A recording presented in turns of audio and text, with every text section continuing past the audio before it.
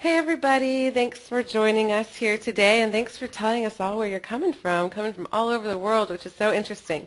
Today we're here with John Barclay for Crafting Your Images with Topaz. Hey John.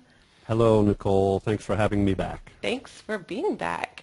John is actually a pro photographer and workshop leader and one of our favorite Topaz guest instructors, and today he's here to demonstrate how he is using Topaz software to create his striking and powerful images. So we're very excited to have him here. So with that, let me go ahead and tell you a little bit more about John. John is an award-winning freelance photographer, and he's based out of Bucks County, Pennsylvania. He is also an enthusiastic workshop leader and an inspirational speaker sharing his program called Dream, Believe, Create to audiences around the country. Recently, John was personally selected by DeWitt Jones to participate in his healingimages.org project. His work has also been published in a number of magazines and books and is used by many different companies for advertising campaigns, including Topaz Labs. Recently, he was also the recipient of an excellent award from B&W Magazine, Black and White Magazine. So with that, I will go ahead and turn the screen over to you, John. All right. There you are. Over there?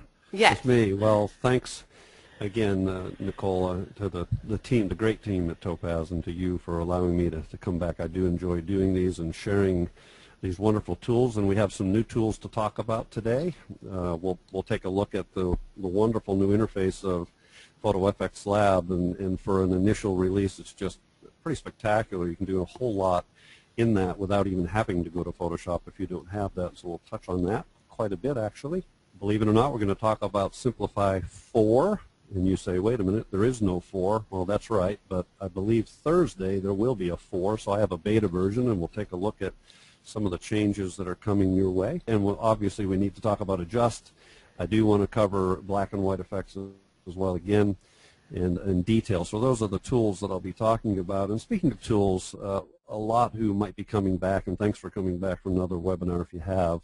For those who are new to my style of thinking with regard to processing images, let me start by saying that I like this idea of crafting in image, and we talk about in the field crafting images as we take them and so forth, but I think we also need to have that same philosophy as we're thinking about the processing, and we have lots of tools. There are other tools even besides those wonderful tools at Topaz, and what I love about Topaz is they recognize that there are other people out there that have tools, and they can all be combined together and be used. We can use Photoshop techniques, which we'll touch on briefly here as well. They're all just tools. Think about them as another tool in your palette, if you will, if you're a painter, another brush, if you will, to apply a certain technique to give you a look that you're looking to craft. And so with that as kind of a basis, let's talk about these tools. And my goal then is to give you some ideas and thoughts and some inspiration that'll allow you to then take those ideas and apply them thoughtfully and carefully to what you're working on. So let's start with this Ireland image in the northern part of Ireland, as I was helping to co-lead a workshop out there in, well, the whole month of May. It was wonderful. If you've not been, I highly recommend it. So the first thing we're going to do is we're going to jump on into this new Topaz PhotoFX Lab. And you'll get an interface that looks very similar. Let me just make sure that we've got this sized properly. You'll get an interface that looks very familiar to the other products if you have Topaz products. But boy, do you have a whole lot of new toys to play with here. I'm not going to spend a lot of time on some of the effect portion. If we come up to the top left, you'll see that we have Instatone. And that means that you can go out to their own library of images. You can click on, like this one, which is my image, by the way, and then it'll apply those tones and tonalities to that. You can accept that, and you can work on that. And you can go out to 500 pics if you want to and see an image that you love the tonalities of it, and just click on it right on the 500 px site, and it'll apply those. So that's certainly something you can do. Or you can just go to the plugins tab, which is pretty much where we'll stay today, and you can pick and what's going to show up in the column here is the products that you have purchased and that you own. They'll automatically show here. You don't see Simplify 4 because, again, that's Thursday's release, and when that's released officially, and you purchase it, it would show up in this column. It will for me too. What's kind of nice, if you do go to the effects column here, this is really useful, and what I would suggest that you do is go to the search by, and then if you do a search by category, for instance, watch what happens. It splits apart up here, which allows you to then say, okay, I just want to look at black and white effects or HDR type effects. And I'll just spend a minute here showing. So if we just pick architecture, click on it, it's going to give us a preview of what that effect would do to your photograph. By the way, the default is without that. It shows what the effect is that they're having. But why would you want to do that? Just click this box here on the bottom left part of that preview panel, and you'll see, you'll see your photo with that effect. And of course, then you could say apply the effect, and then you can tweak that effect once you bring it on in to the program beyond. As a matter of fact, let's go back and do that. So let's go, let me cancel out of this for a second. And let's just go to the black and white. Let's go something like this. And you can see very quickly that I get a nice black and white effect. If I want to, I can apply that effect. And you know what I want to do? I'm going to go backwards just for a second, folks, because I really don't want to miss this step. One of the newer, really powerful things that we should do each time is it has a duplicate. I'm down at the bottom right side of the screen, by the way, and I was rushing a little bit. I'll slow down, make sure we get all the steps in here. Sorry about that. If we duplicate, it's just like we're in Photoshop. Notice here, this is your layers palette, much like you would have in Photoshop. Again, I'm at the bottom right.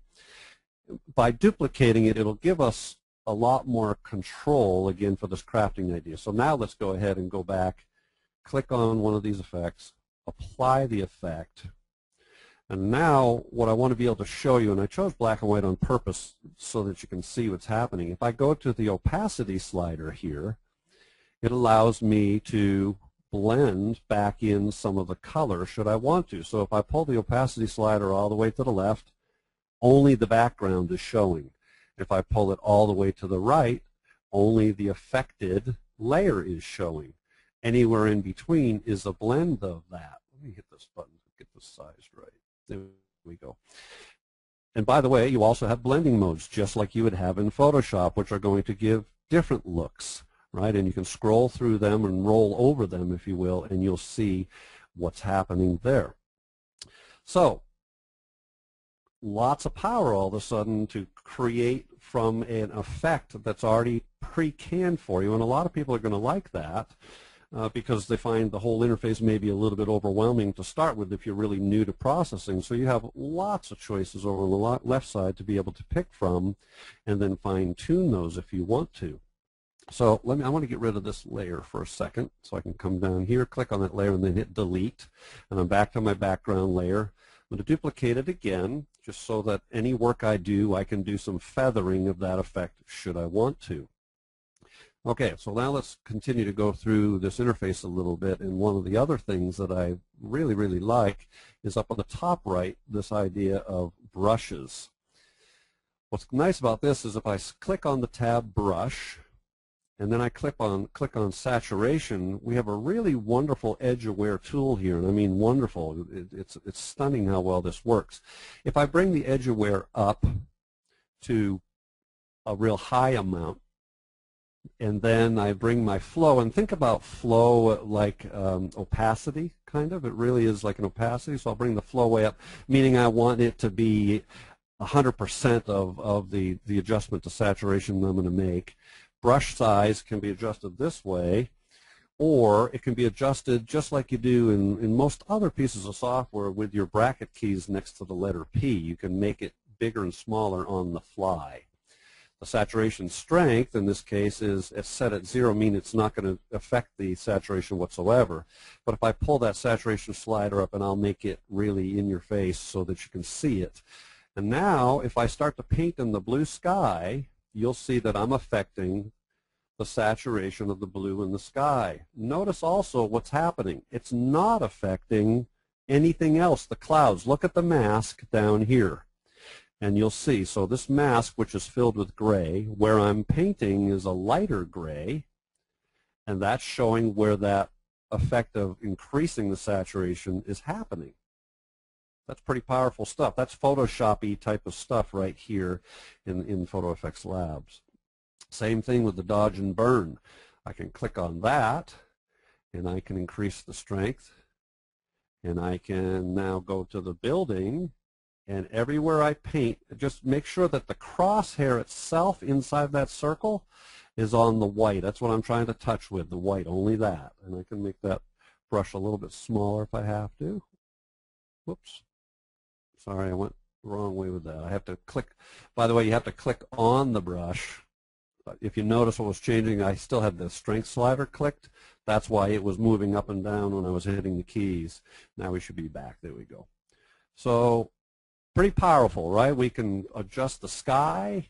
We can adjust the lightness by dodging and burning. And by the way, if you want to darken something, you would just take the strength. While on the dodge and burn tab, you would just adjust the strength to be lower, right, to the left side of 0.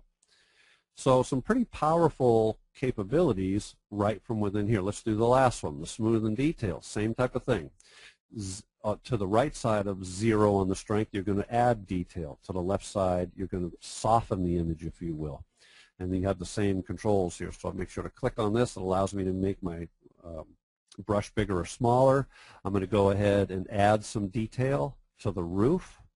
Once again, I just paint on the roof, making sure that crosshair doesn't go outside of the area that I'm painting on, and now I've created, or added, I should say, some detail in the roof of this particular building. So pretty powerful stuff. And then, once again, just to finish off here, we have the opacity slider. So here is the image back to normal, or as it was out of camera raw. And here it is with the adjustments. And if we wanted to feather it to taste, and we said, I think I hit it with a sledgehammer instead of a little lighter, we can bring it back to 80%, and we're in pretty good shape. So lots of power in a very different kind of paradigm, if you will, for the folks at Topaz, where we had all these individual tools that we would exit out into. Now we can do a whole lot of image editing right from within Photo Effects Lab. And, as we're going to start talking about next, we can start to use the other tools like Adjust and Simplify that we're pretty familiar with.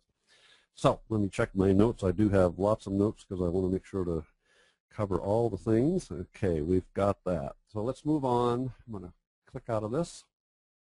That's a good introduction. And let's go down here. I tend to use images from Font Hill. Font Hill is a local castle to me in Bucks County that I have the honor and privilege of being able to lead workshops. So here's an image again. What I'm using, by the way, is a bunch of JPEGs. They're small, they process faster, and we don't have to go through the raw steps and all that good stuff.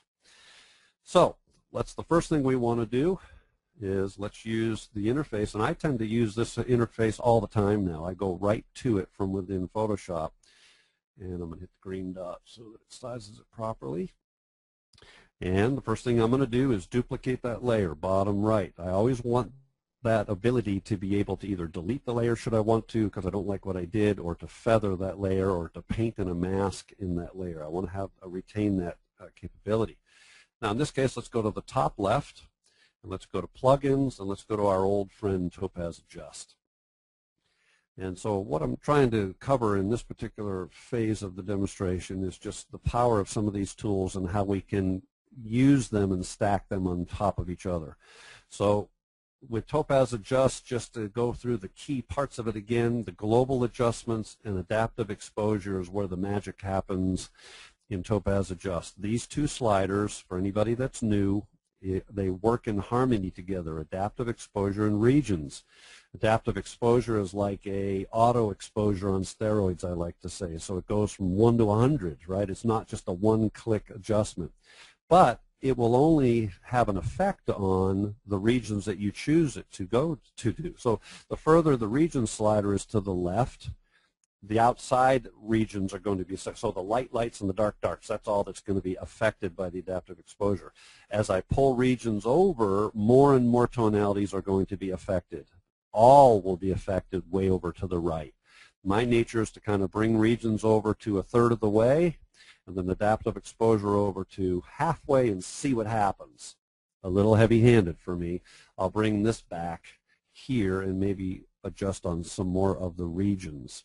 Let me show you before and after with a couple of quick moves, kind of dull and flat, added a lot of contrast, and did a nice job with the exposure.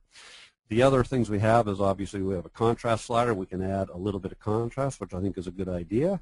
You can brighten or darken to taste. I don't think this needs much. Protect highlights and protect shadows should be pretty self-explanatory. The next tab we have is details.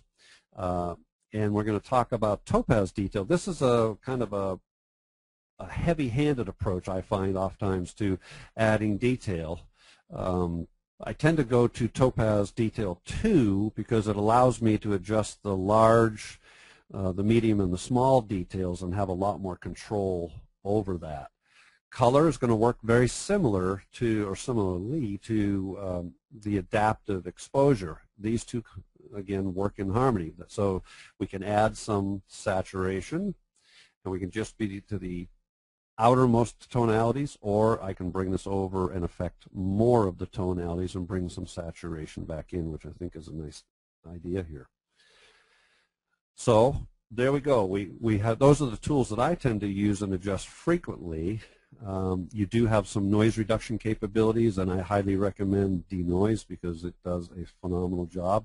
And you'll find a box here to click that if you do have denoise, you would click that and you would use it versus the low level of noise reduction it does here. Local adjustments work very similarly to the brush that I was just showing you in the effects lab, right? So you can dodge and burn very similarly there. And then you have finishing touches where you can add a border, or do a vignette, and do some toning and those types of things.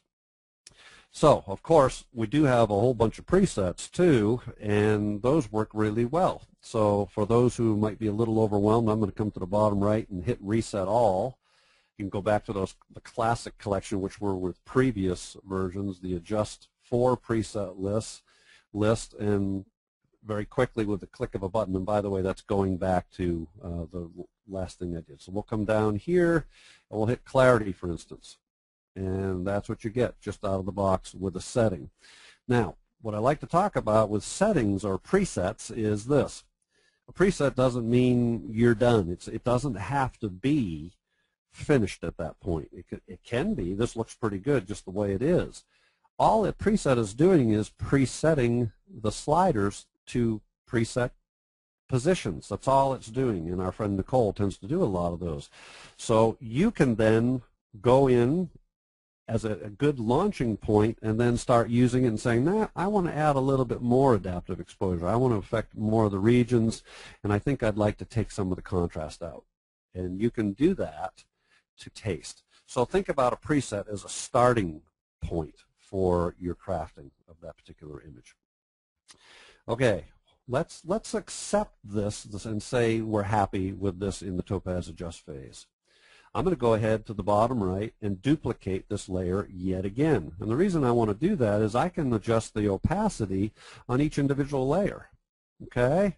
And so if I go now to this layer, I'm going to go now to down the bottom here. I'm going to hit black and white effects.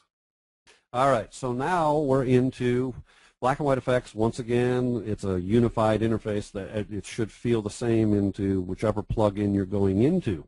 Same thing. We have a bunch of presets over here that we can pick and choose from, whether it's a toned collection, stylized collection, traditional collection, or you can create your own looks. And those who were with me the last time remember this diffuse glow, let some of the color back in look that I created.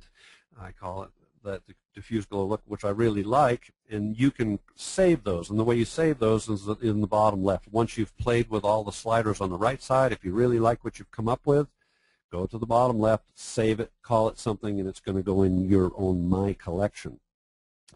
Okay, so let's just for a second, let's step back and look at real classic traditional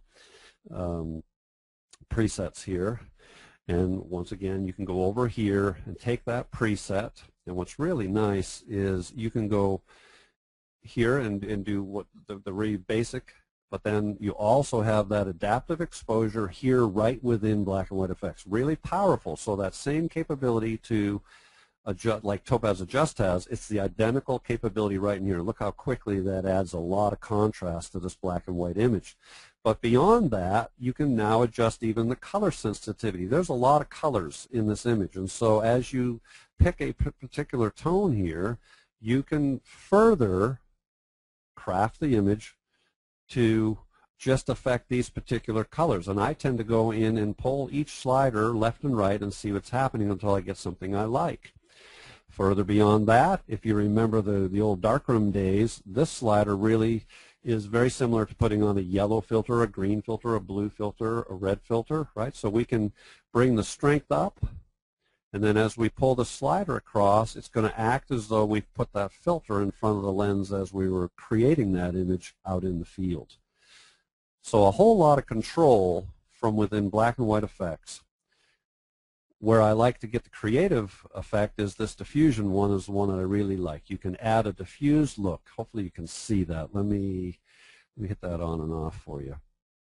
There it is without the diffusion, and there it is with the diffusion. If you roll open that tab, you can affect that diffusion even. You can make it not quite as soft, right, or softer.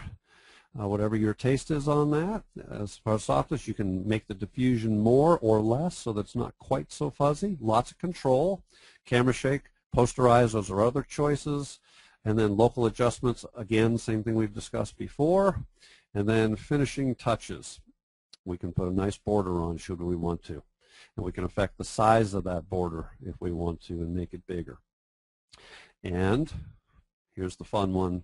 In order to get the look that I like, if we hit the transparency, and again, I'm in the finishing touches tab, if we hit the transparency box and roll that open, this allows us to bring back, think about this as the opacity slider I just told you, where if you go all the way to the left, in this case, none of the background is showing through. If you go all the way to the right, in this case, not all of it is showing through because it's a transparency slider. It's letting through some of the color that was in the original image come through. So, a few quick steps and to review here. We can go to the left side and we can pick something that pleases us.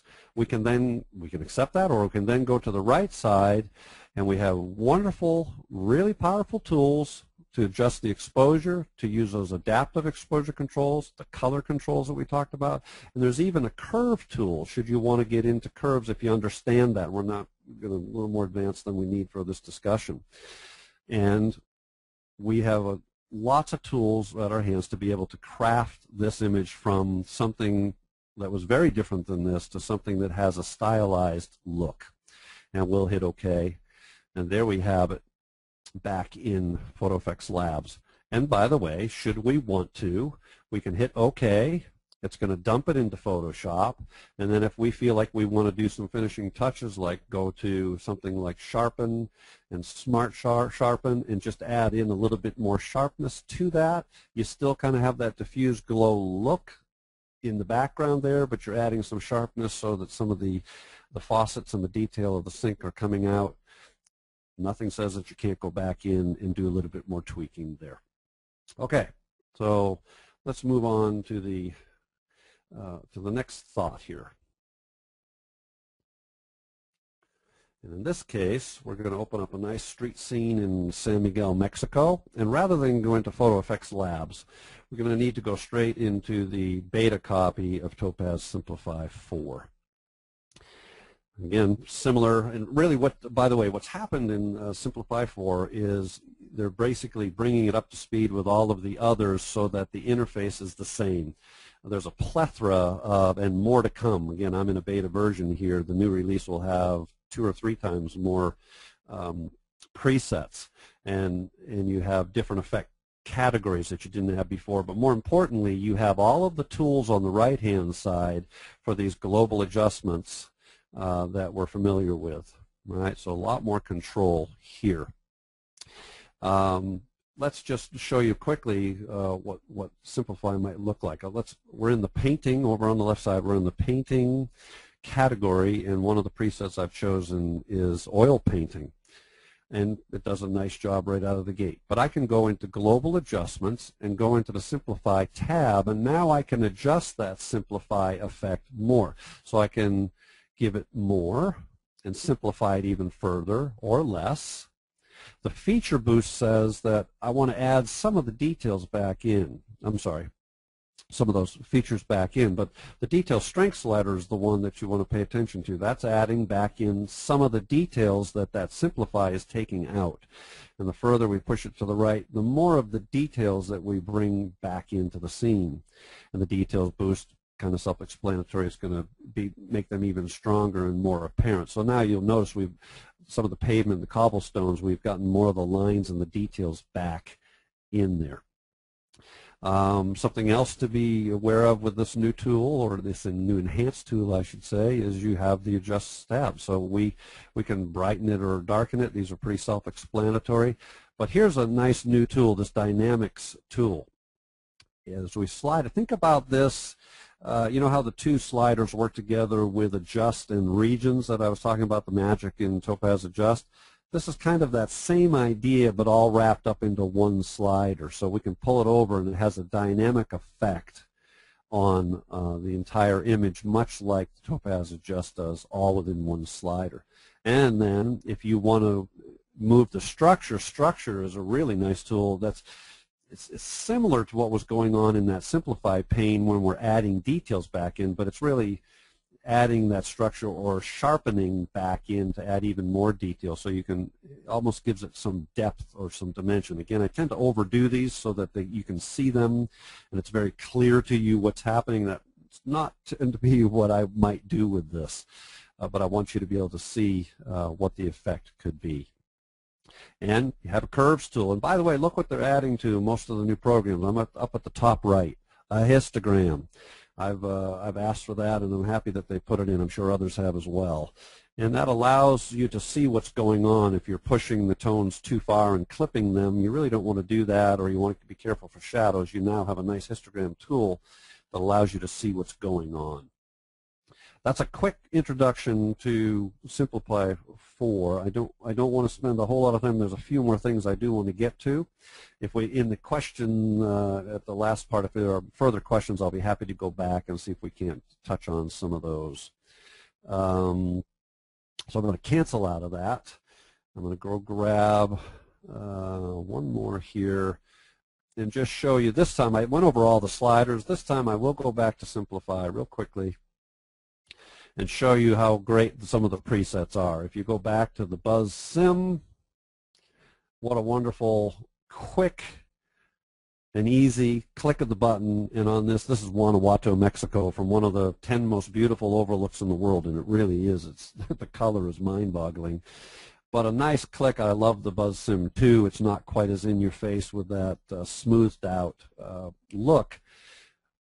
All I wanted to just touch base on this quick image was just how simple and easy it is sometimes to click a wonderful preset that they've given a lot of thought to creating to be able to give you a really nice looking image pretty quickly. And remember, by the way, when this is all interfaced with the Photo Effects Labs, you'll want to create a layer, just like I've been showing you before, so that you can feather this particular look back in. Right? That makes sense? Okay. So let's get rid of those, move on to a couple more. I'm always amazed how fast the time goes in these. I always like to find an image that really showcases how powerful Adjust really is and why it's it's kind of the cornerstone of what Topaz is to me. And this time I went ahead and opened up a raw file, and I'm going to leave it with the basic adjustments that I made in the past, which were not much. I did an auto, literally I hit the auto button and that's what it did. And I'm going to go ahead and open that image. Now I'm going to go back up to Topaz. FX Labs. I'm going to go up to the plugins on the top left and hit Topaz Adjust. I'm going to come over to the right side in this case, and I'm going to open up adaptive exposure. And watch this. This is reasonably dark. It's a tough exposure to capture here. This is Fonthill Castle again. Got really bright sun coming in here and creating these marvelous shadows of light, but those are pretty bright and leaving some of the other areas pretty dark. By using the adaptive exposure and regions, look how easy it is to start to open some of those darker areas up while still retaining the powerful impact of these bright areas. So you need to be careful not to overdo it. A lot of people pull this up and they equalize this, and in my mind this doesn't look right at all. So from a perspective of being mindful and thoughtful about your processing, be careful about what it really looked like. It was dark in some of those areas. So sometimes I find in a lot of the workshops I lead that people well, quite honestly, I did it. We all do it. We get a new tool and we tend to overdo it. So just be careful and make sure that you're feathering these tools to keep the look that was there and what is your subject. And in this case, the subject is these wonderful shadows. And so you don't want to get rid of those. So you could add some contrast, and I think that would be nice in this particular image. Might want to bring the brightness down just a skosh again to keep that darkness. In that case, I'll bring this up, and that's what's going on oftentimes for me in Adjust. I always start with these adaptive exposure and region sliders in those positions quite often, and then I'll feather the contrast and the brightness just a little bit, and excuse me, and until I get something that feels good to me. And in this case, I'll accept that, and then let's just introduce you to Topaz Detail. It takes a little while to open Detail because what it's doing is in the background it's creating three different masks, if you will. Excuse me again. And what that's doing is, because over here you'll see it's giving you small, medium, and large details to adjust rather than kind of a sledgehammer of overall adjusting the details in Topaz Adjust. That's why I really like to go out here and adjust those areas independently and make sure that those areas that I don't want to be sharpened are not being sharpened, and that's important to do. Something that's really interesting, by the way, in the Detail plugin is this cyan red, magenta green, yellow, blue. And it's really not changing it to blue and yellow or magenta and green. What it's doing is it's lightening or darkening those tonalities that might be in the image. It can have a really interesting impact. And so I highly recommend that you play with those sliders to see what they do.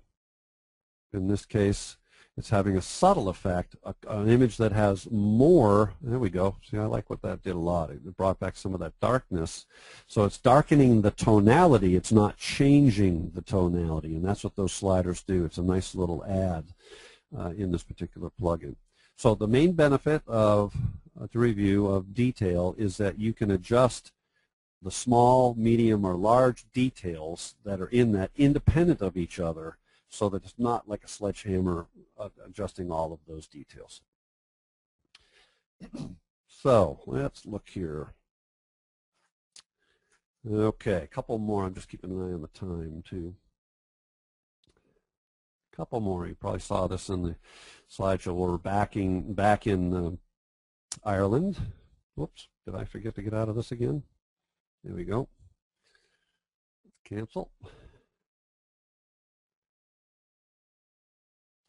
Okay, we're back in Ireland, down in the southwest of Ireland. This is a place called the Menard Castle, or what's left of the Menard Castle. So we'll go back into, whoops, go back into FX Labs. And I wish that stayed the same size every time, but there we go. We'll hit a duplicate layer here. First thing we'll do. We'll now go back up into the plugins. And again, this one is, I think that the sync scene was really good, but I love this, how easy this works with adaptive exposure. This over to here. this over to here. Is that magic? I don't know about you, but every time I see something like that happen in this piece of software, I'm just like, wow, that's pretty cool. I'll never forget the first time I did that on a horse image I've used in previous webinars here. But here's your before, here's your after. So if you have a pretty well exposed image to start with, and that's important, the Topaz Adjust tool for new processors of images and who are overwhelmed by Photoshop and so forth, that's why Topaz rocks. I mean, it is so powerful and so easy most of the times to get really good results very easily and very quickly. So let's just say that's all we needed to do here, because that's the point I want to make. Sometimes it's really that easy, or sometimes it's as easy as picking a preset over here. I get that, but it's really that easy once you learn these sliders. And I would really encourage you to learn the sliders, because they're a lot more powerful than just selecting a preset. Let's go ahead and accept that. Once again, just want to drill this home because it's really important. You can feather that look and not make it quite so harsh, and feather it with that opacity slider. And we can now, after we've used Topaz Adjust, we can now go into the tools here and go to the brushes. And in this case, I'm going to bring the strength of the, whoops, I'm going to go saturation, sorry about that. Bring the strength of this up a little bit to, let's say, 30, and I think about that as 30%. I want the hardness, the edge of the brush to be hard rather than soft and feathered.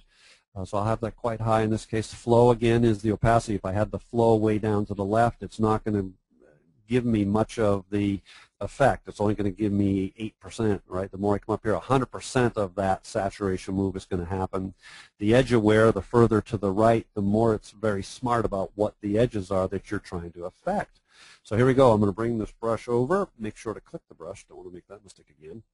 So I can make it bigger or smaller. And as I start painting into the green grass, it's affecting only the green grass. How do I know that? Look at the mask. It's pretty amazing technology, this edgeware technology. It literally knows, because I'm pointing the X and the crosshairs just to the grass, it knows that it should apply that saturation just to that green grass. Once again, that whole layer can be feathered with the opacity slider. So, nice tools there. We could add detail, we could dodge and burn, we could brighten. I'm just going to do one more move. I'm going to bring this way up in case you're not seeing that green. I'm going to bring the strength of the saturation move up. I'm going to come down here. Hopefully you can see that better. What's pretty amazing too is I'm not going to touch the rocks. I'm going to go in and just paint loosely through here. Make this even bigger. Oop, I've got to touch that. Make that even bigger. Go through here. All I'm doing is making sure that crosshair is not hitting the rocks, and it will not bleed over, right? Depending on how you got to be careful about these settings, all right? As long as you have these settings here in the top right for that particular tool set right, you can affect the saturation just in the sand, and it won't bleed over because of the edge-aware technology. Okay, I think we have just...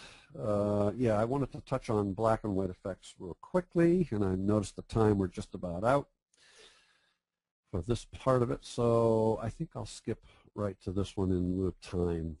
This was a place that we couldn't wait to get to. This is a little place called the Dark Hedges in Northern Ireland, so in between the two tours I was helping to lead, I had 4 days on my own with my tour partner, and we went to find this, and my gosh, is it a magical place. It's not a real long, they're beech trees, and it's not a real long alley of them, but it's quite a stunning place to arrive at. So we'll go here, back to Photo Effects Labs, and again, just want to go through an idea that you might think about here in your processing, a little trick. So we'll go into black and white effects. I'll go to the bottom right and reset everything.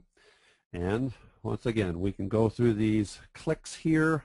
We can click classic. Some of these are great. I love some of the cool tones.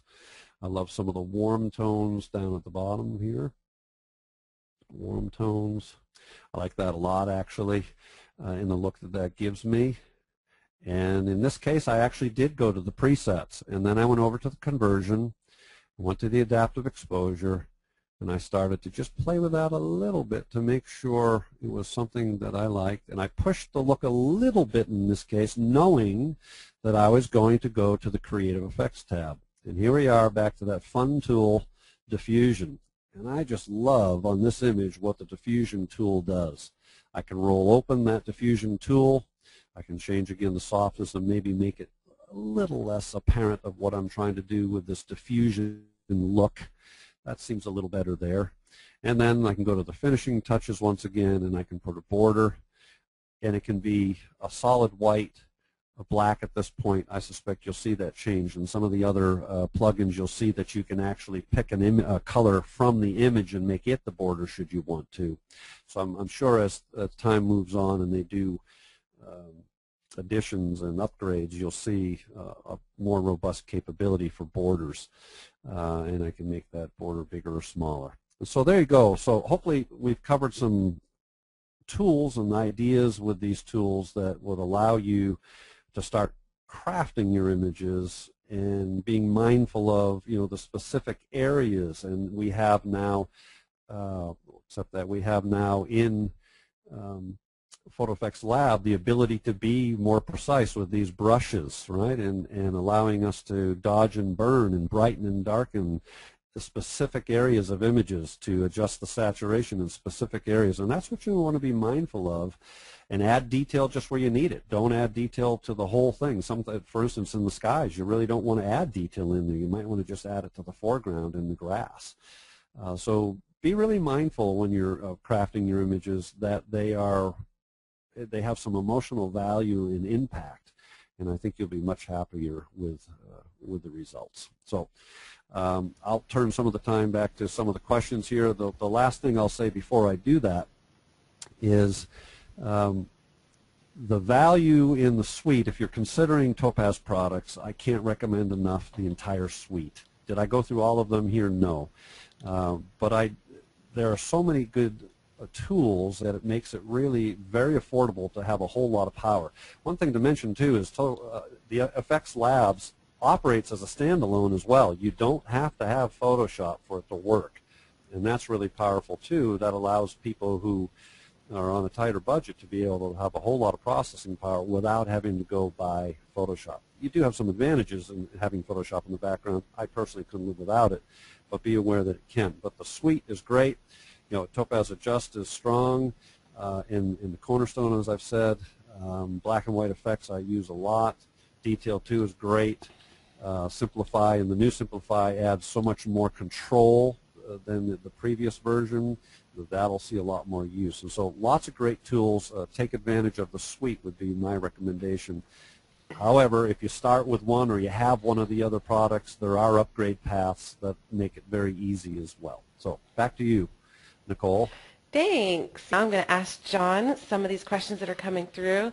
John, I have a because I'm always afraid there's going to be a question I don't have an answer for. I'll keep it easy. We have tons of people asking about your tree image. Where is that?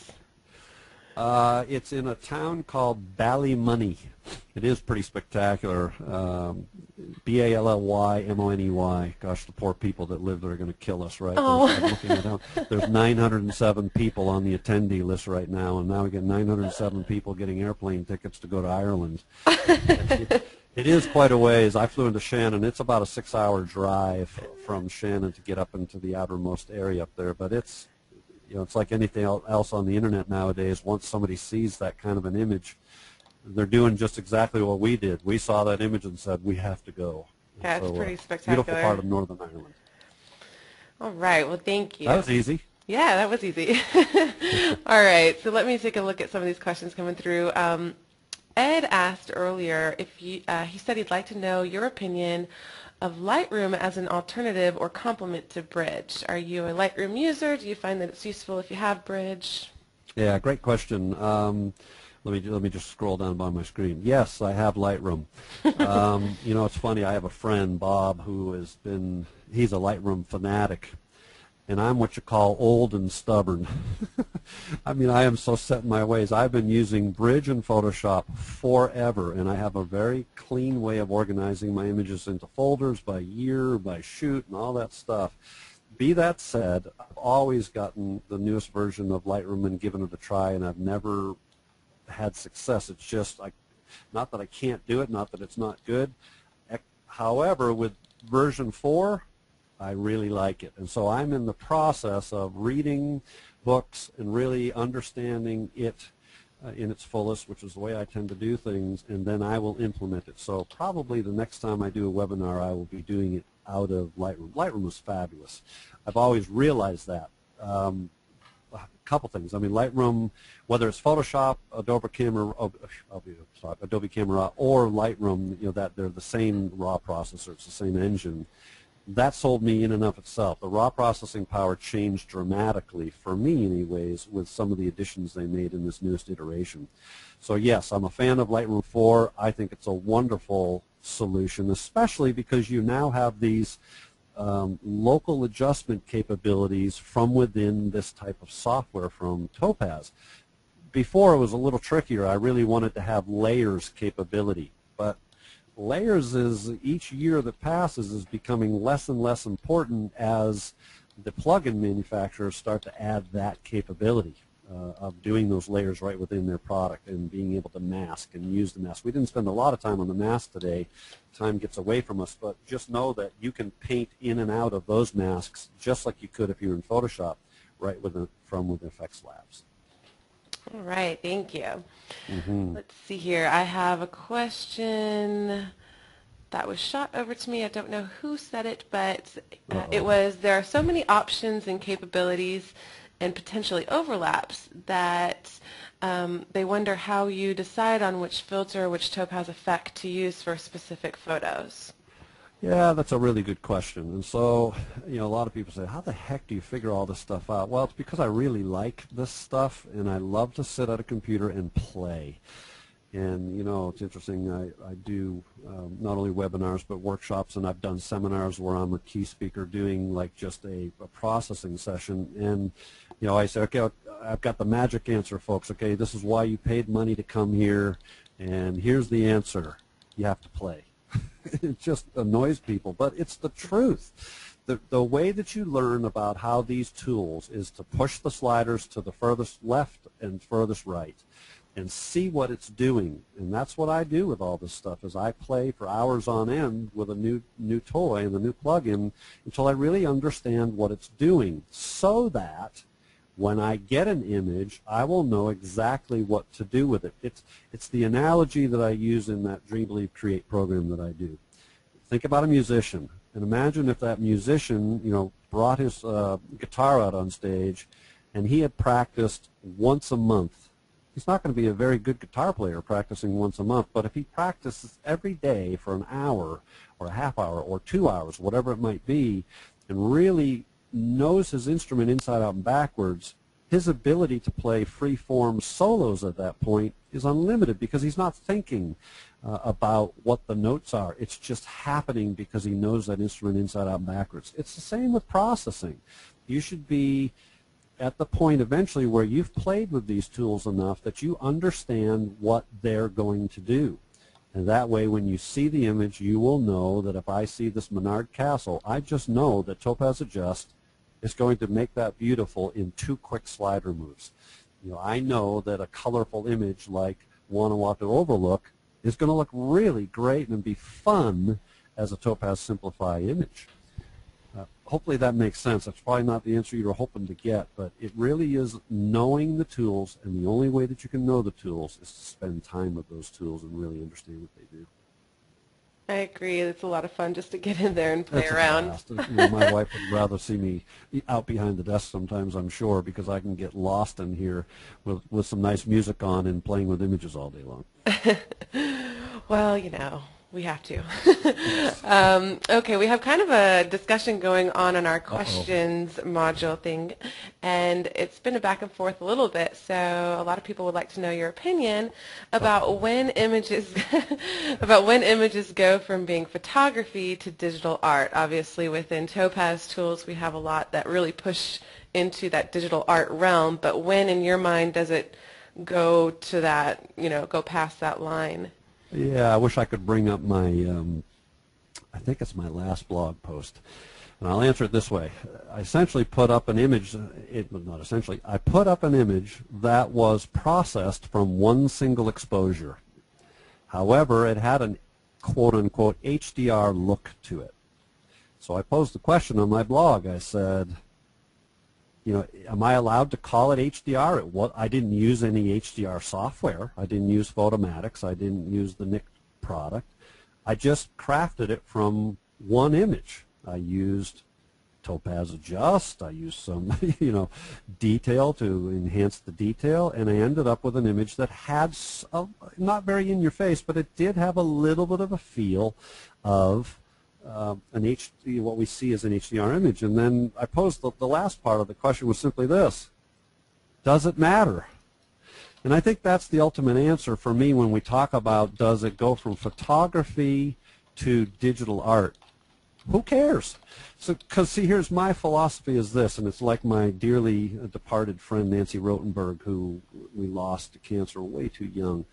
And she was my mentor, and I remember going to her when digital was just coming into vogue, and she had a D100 Nikon. And somebody came to her at a workshop and said, "Oh, Nancy, that image is just spectacular. I love it." And she says, "Was that digital or was that, you know, shot with film still? Was that Velvia?" And Nancy's answer was just that. She says, "Do you like it?" And the gal once again said, "It's spectacular." And that was the end of her answer. She didn't address it any further. So, I mean, who am I to say that somebody's choice to use Simplify to make it look painterly is right or wrong? I have no place in it. I can say I like it or don't like it. That's fine. But who am I to say it's good or bad? The beauty is in the eye of the beholder. So my message to those who are debating this is spend time processing images and stop talking about it. How's that for being honest? I mean, my goodness, I mean, can you imagine the art that never would have existed if we had said to Picasso and Rembrandt, you know what, that's just in your face. It's way too abstract. Yeah. You know, we would never have these masterpieces. And so Danny Burkholder is a great photographer, and he uses the iPhone. And Dan Burkholder did a whole series of images in Mississippi after Katrina. They were all in-your-face HDR. They were brilliant because it fit the theme of what he was trying to do. And he sells art for $600 a pop out of an iPhone. And, you know, so who am I to say that an iPhone isn't a good camera? It's a great camera for Dan Burkholder. He sells prints for $600 a pop every day. Okay, sorry. I love that answer, and a lot of other people love that answer. I don't have any strong feelings on that question at all. I can tell. All right. Well, John, thank you so much for joining us. We have a ton of other questions, but we are running out of time. So, John, thank you so much again. We have a ton of great feedback from this, and I know everybody really enjoyed having you back. So. Well, thanks for having me back. I love the folks at Topaz and the products, and I sure appreciate the opportunity to hopefully give some folks some creative ideas. I look forward to seeing some images soon. All right. Well, thanks so much, and we'll be talking to everybody soon. Have a great evening, everyone.